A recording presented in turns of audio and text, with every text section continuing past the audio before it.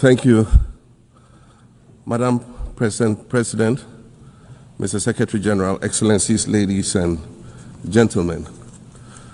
At this 80th session of the United Nations General Assembly, I'd like to speak about Africa's role in the future of this organization.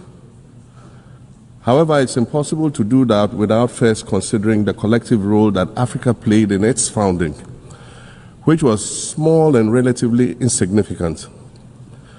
Of the 51 member states involved in the founding of the United Nations in 1945, only 4 were African: Egypt, Ethiopia, Liberia, and South Africa.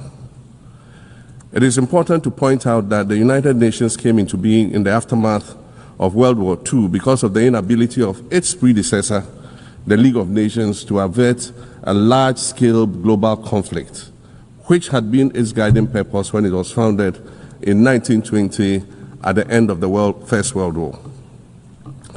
Out of the 42 founding member states of the League of Nations, only 3 were African: Liberia, the Union of South Africa, and Ethiopia.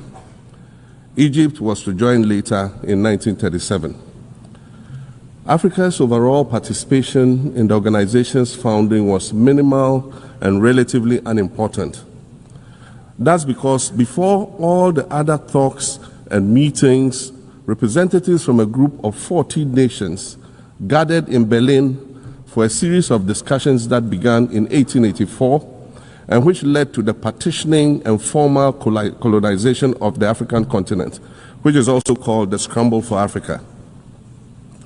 It has famously been written that past is prologue.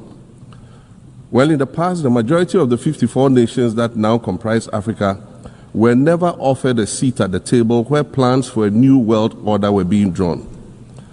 But, Madam President, as fate would have it, the tables are turning, and Africa's role in the authorship of whatever is yet to come for this world is going to be huge, and it will be consequential.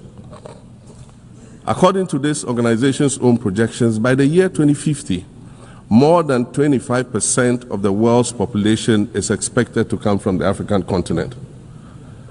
Additionally, by 2050, 1/3 of all young people aged between 15 to 24 will be residing on the African continent.